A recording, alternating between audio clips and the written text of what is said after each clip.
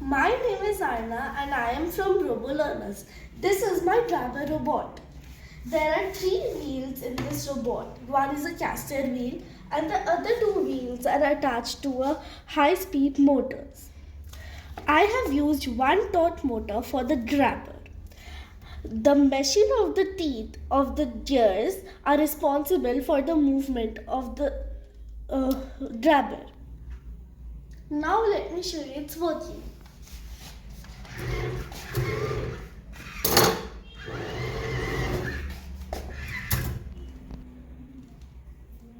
This grabber robot was also used in IRCE 2023 and 2024. Now let's see some videos on it.